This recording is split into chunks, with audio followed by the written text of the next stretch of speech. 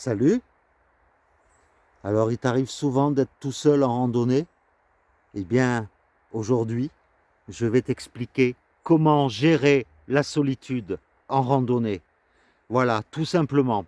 Je vais te donner des petits conseils pour, euh, pour mieux appréhender la solitude et je vais te parler également des avantages de marcher seul. Allez, on y va?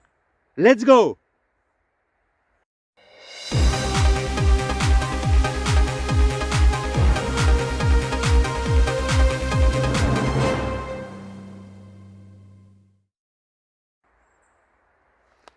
Alors, le premier conseil, tout simple, c'est de franchement ne pas lutter contre la solitude. Quand tu marches seul, il faut vraiment te laisser porter, marcher sans te poser de questions. Et la solitude, ça va te permettre déjà de te retrouver seul face à toi-même, de peut-être réfléchir sur toi, sur ta vie, sur ton futur éventuellement. Et tu verras que il faut lâcher prise et te laisser porter. Un autre conseil, c'est de s'occuper le plus possible quand tu marches seul. Par exemple, tu peux t'occuper à prendre des photos des paysages que tu croises, de filmer, d'écrire éventuellement si tu tiens un journal de bord, de prendre ton temps si tu bivouaques le soir, prendre ton temps pour repérer ton lieu d'installation, de prendre ton temps pour monter ta tente, de monter tout ton bivouac. Déjà, ça t'évitera de faire des erreurs, parce que la précipitation, c'est jamais bon. Et puis, de profiter un maximum.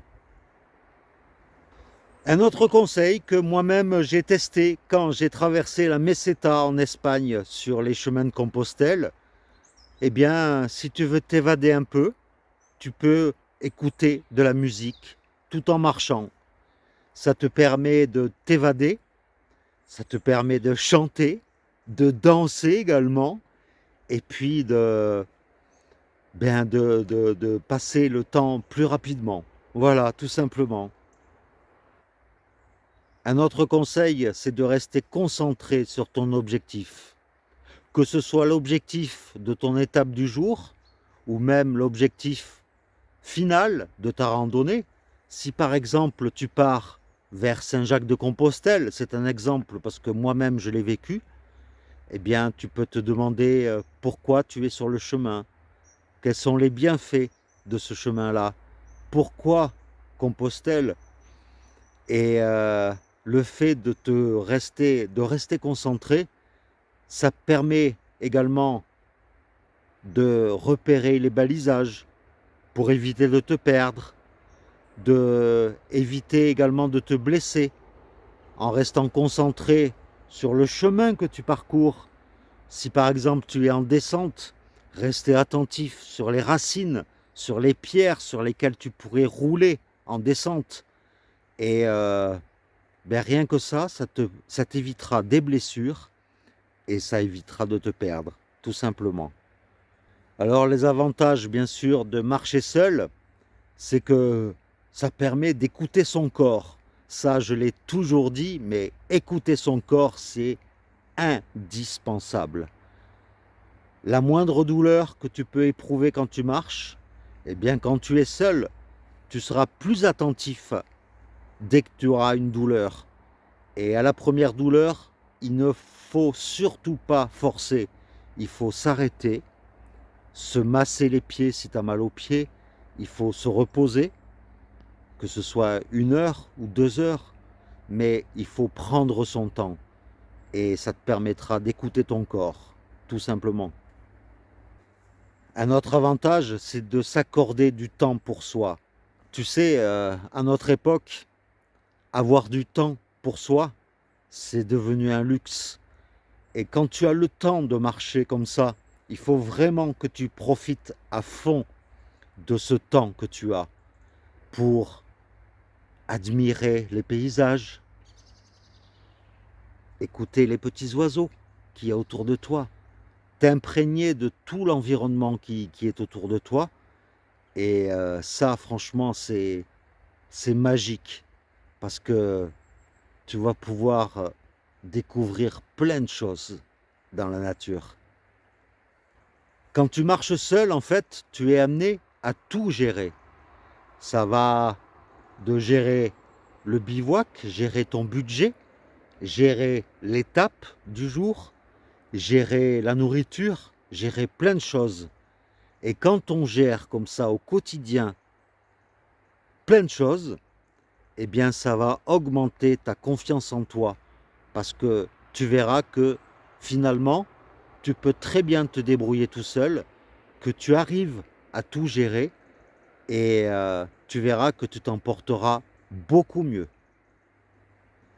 Le fait de marcher tout seul, eh bien ça te permet d'être plus silencieux, ça te permet d'écouter les bruits de la nature, d'admirer le soir les étoiles tranquillement installées, en plein silence.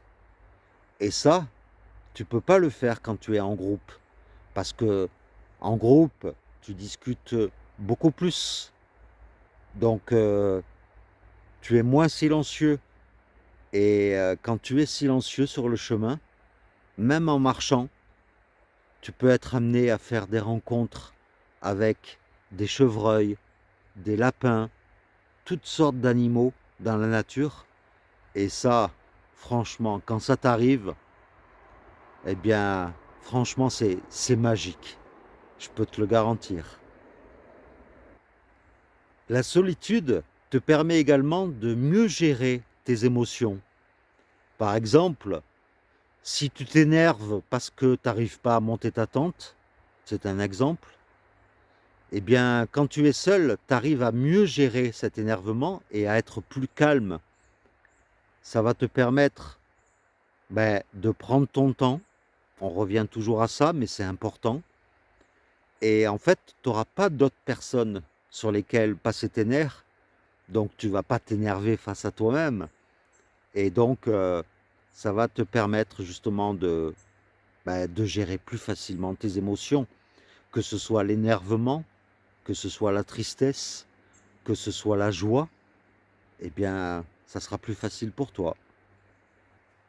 Marcher seul, ça permet de marcher à son rythme, c'est-à-dire de marcher où tu veux, de t'arrêter quand tu veux et où tu veux. T'as pas besoin de demander l'avis à quelqu'un et franchement, ça te permet d'être beaucoup plus libre. Et justement, en bivouac, c'est encore plus important parce que quand tu es seul, eh bien, tu prends ton temps, tu t'arrêtes, tu fais des pauses quand tu veux. Et le soir, eh bien, si tu es fatigué, tu t'arrêtes. T'as pas besoin d'aller jusqu'à une alberguée ou un gîte pour pouvoir t'obliger à faire tant de kilomètres pour arriver au gîte. Donc voilà, c'est un gros avantage dans ces cas-là. Donc, moi, si j'ai qu'une chose à te dire, c'est que marcher seul, il faut pas en avoir peur. Au contraire, ça va t'ouvrir des portes pour toi et pour tout l'environnement qui t'entoure. Bien sûr, je ne dis pas que marcher en groupe, c'est pas agréable, hein. C'est un autre, il y a d'autres avantages à marcher aussi en groupe. Mais marcher seul, il faut juste que tu n'aies pas peur de cela. Parce que tu verras que sur le chemin, quand tu marches en randonnée, eh bien, te retrouver seul de temps en temps, eh bien, c'est appréciable. Parce que tu vas apprécier le silence, tu vas pouvoir faire plein de choses que tu ne peux pas faire en groupe. Et puis, de toute façon, quelque part, tu resteras pas longtemps seul. Parce que tu seras toujours amené à faire des rencontres sur le chemin. Et c'est vrai que les rencontres, elles sont parfois magiques, parce que les gens sont plus attentionnés, plus détendus. Mais marcher seul, ça a aussi énormément d'avantages. Donc, n'aie surtout pas peur. Donc voilà, j'espère que j'aurai soulagé ta peur de marcher seul sur les chemins de randonnée et que tu pourras, dans tous les cas, en tirer tous les bienfaits de marcher seul. Et puis, sache que tu seras toujours amené à rencontrer des gens. Donc, les jours où tu voudras être seul, tu pourras le faire. Et les jours où tu voudras faire des rencontres et discuter, tu pourras le faire aussi parce que tu auras toujours quelqu'un avec lequel tu pourras croiser le chemin. Donc, je te fais de gros gros bisous et puis je te dis à la semaine prochaine pour une nouvelle vidéo. Allez, à vendredi prochain. Ciao!